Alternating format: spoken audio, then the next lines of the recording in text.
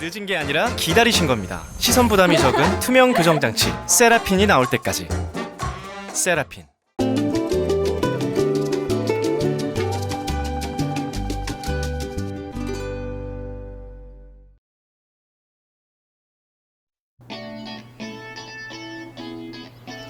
안녕하세요. 이번 오아시스 영상에서 세라핀 투명 교정 장치를 소개해드릴 보스턴 안치과 박철환 원장입니다.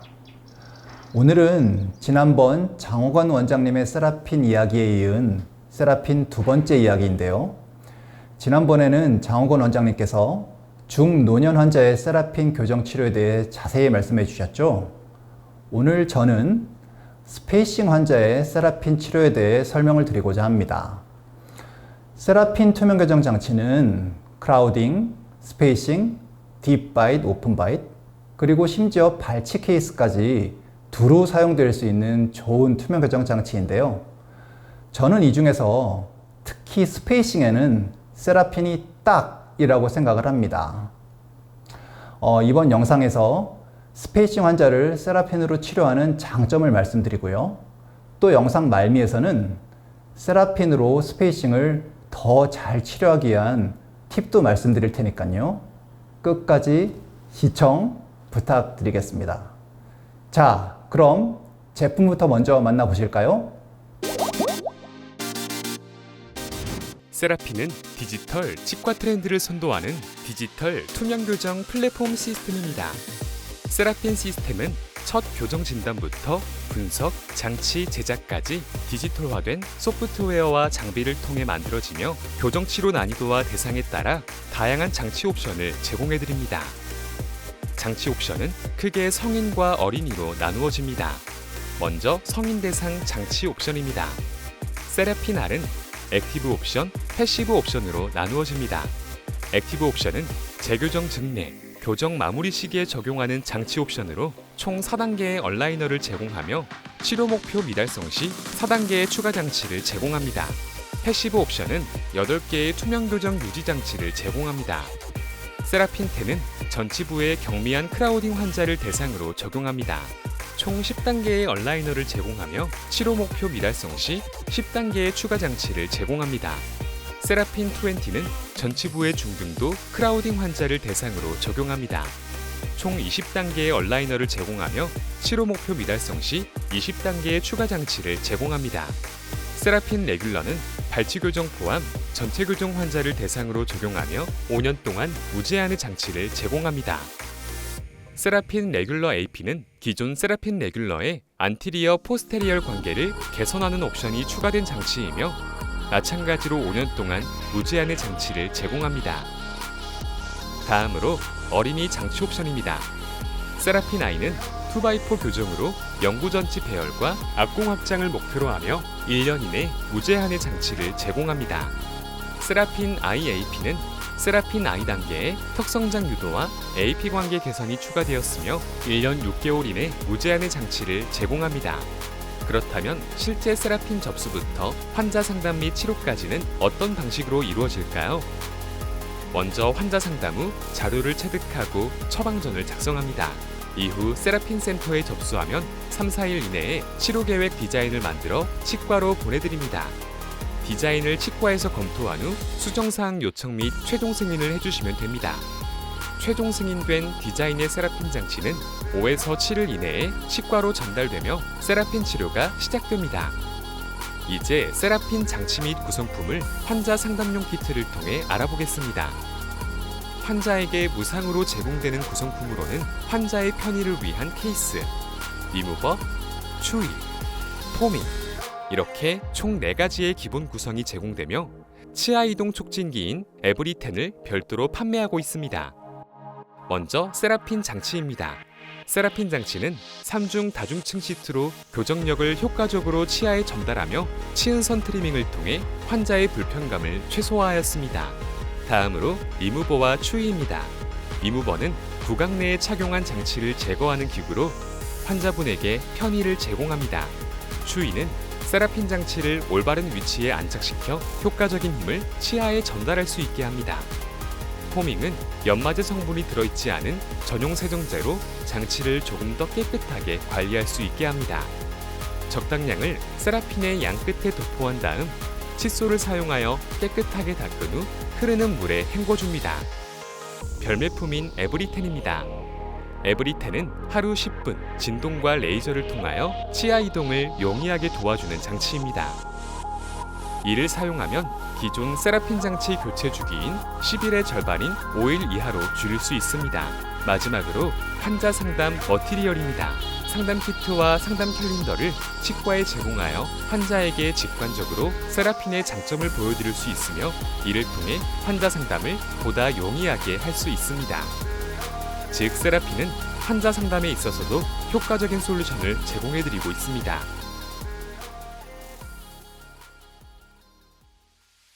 자, 영상 잘 보셨나요? 저는 실제로 스페이싱 환자를 세라핀으로 치료할 때는요, 어태치먼트만 잘 붙여주고 장치만 끼워주면 되니까요, 너무 편한 것 같습니다. 그러면 임상 증례와 함께 스페이싱 환자의 세라핀 치료를 좀 더 자세히 설명드리도록 하겠습니다. 교정 치료는 항상 공간을 고려해야 됩니다.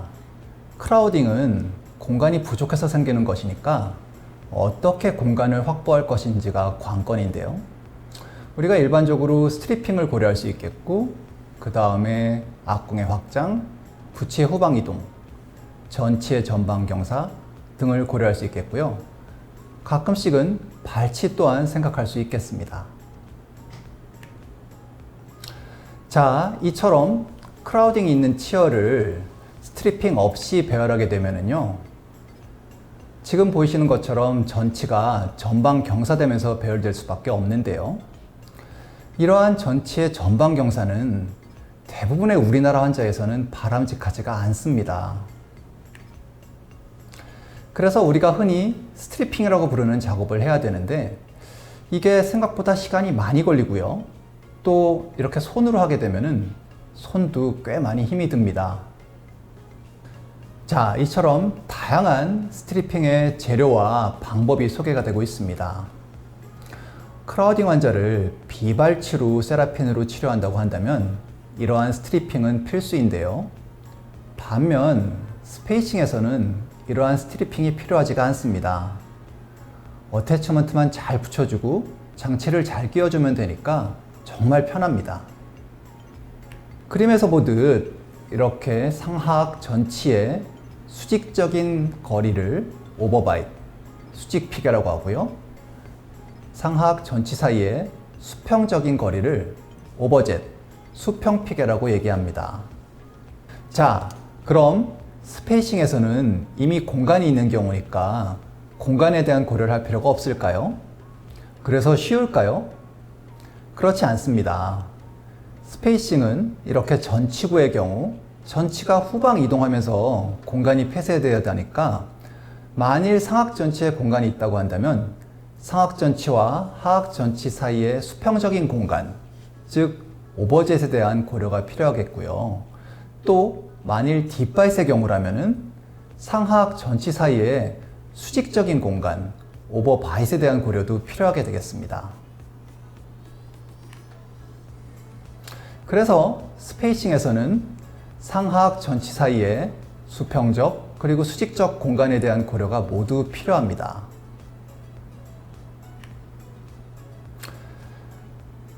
고정식 교정 장치는 치아에 붙어 있는 브라켓에 와이어가 결찰돼서 그 와이어가 치아를 잡아당기는 방식으로 교정 치료가 이루어지게 되고, 반면 세라핀 투명 교정 장치는 치아를 미는 방식, 푸시하는 방식으로 교정력이 가해지게 되고, 그래서 순설 방향의 치아 이동에 매우 효과적입니다.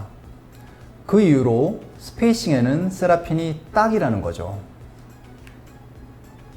자, 이 환자를 한번 보면은요, 상악 중절치 사이의 공간이 눈에 띕니다.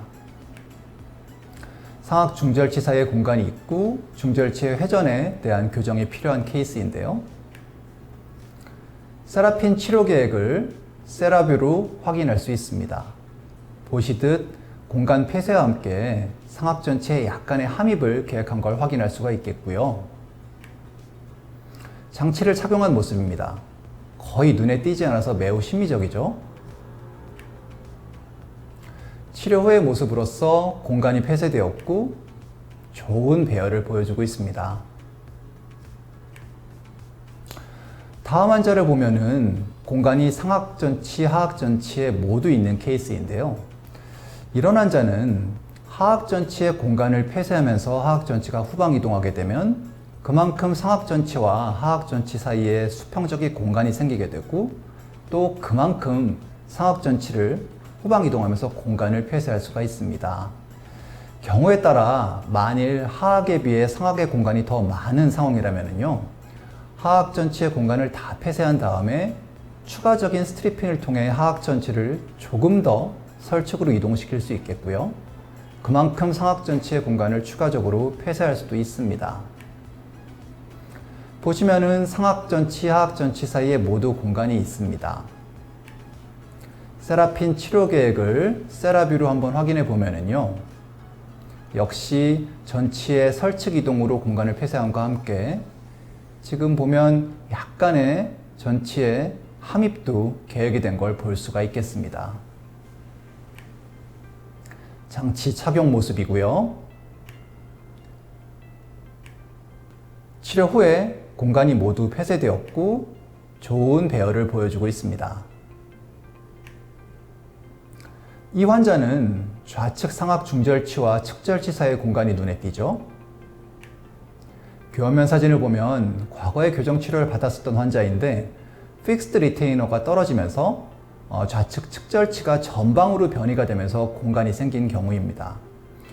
이런 경우는 전방 변이된 좌측 측절치를 설측으로 이동시키면서 공간을 폐쇄해야 되는 경우니까 세라핀 장치가 딱이죠. 세라핀 치료 계획을 세라뷰로 확인하고 있는 모습이고요. 역시 공간 폐쇄와 함께 상악 중절치의 약간의 함입을 계획한 걸 확인할 수 있습니다. 장치 착용 모습이고요. 치료 후에 공간이 모두 폐쇄되었고 좋은 배열 상태를 보여주고 있습니다. 이 환자는 상악절치, 사악절치 사이에 모두 공간이 있는 케이스인데요. 교환면 사진을 보면은 하악에서 42번이 선천결손되어 있는 걸 확인할 수 있습니다. 그래서 이 환자는 상악에서는 공간을 모두 폐쇄하고 하악은 공간을 왼쪽으로 모은 다음에 추후 42번 자리에 공간을 마련하고 42번 자리를 보철로 수복하는 것으로 계획을 세웠습니다. 세라핀 치료 계획을 세라뷰로 확인할 수 있고요. 42번 공간을 마련하기 위한 치아 이동 상황을 확인할 수가 있겠습니다. 네, 장치를 착용한 모습이고 치료 후 상태입니다. 공간이 전부 폐쇄가 되었고요. 하악에서는 42번 자리에 추후 보철을 위한 공간을 마련하고 치료를 마무리했습니다.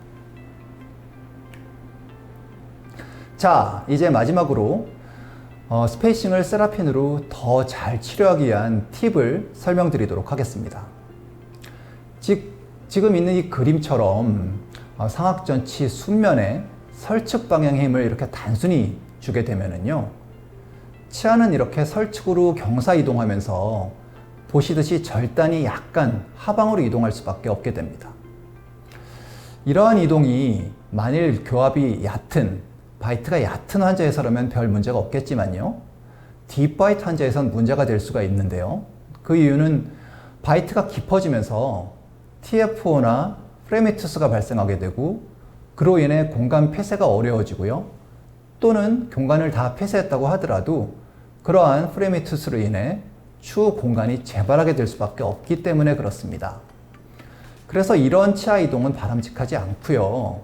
우리가 원하는 치아 이동은 지금 보이시는 것처럼 치근의 구겨 방향 토크와 함께 약간의 함입이 포함된 이동이 되어야만 하고요. 그래서 우리가 공간을 폐쇄하기 위한 설측 방향의 힘과 함께 치아에 약간의 함력과 치근의 구겨 방향 토크를 같이 넣어줘야지만 안정적인 공간 폐쇄를 얻을 수가 있겠습니다. 자, 이 환자를 보면은 상악 중절치 사이에 공간이 있는데요. 공간 양이 그렇게 많지는 않지만 사실 이 케이스가 만만하지 않은 것이 일단 바이트가 깊고요. 또 상악전치 뒤쪽에 바로 하악전치가 위치한 그런 케이스이기 때문에 그렇습니다. 보면은 상악 중절치 사이에 공간이 있는데요.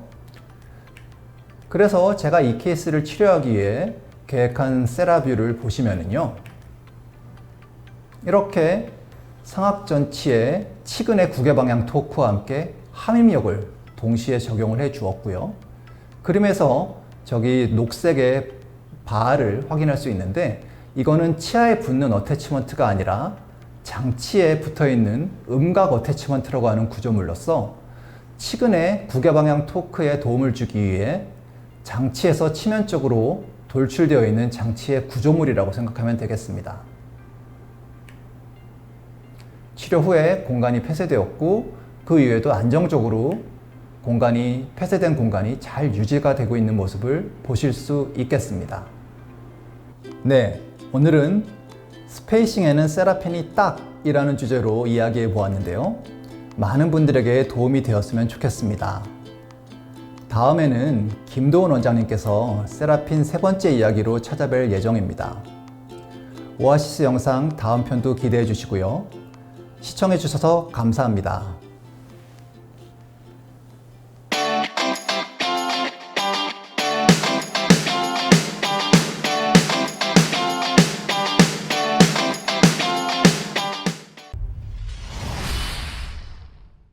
늦은 게 아니라 기다리신 겁니다. 시선 부담이 적은 투명 교정 장치 세라핀이 나올 때까지.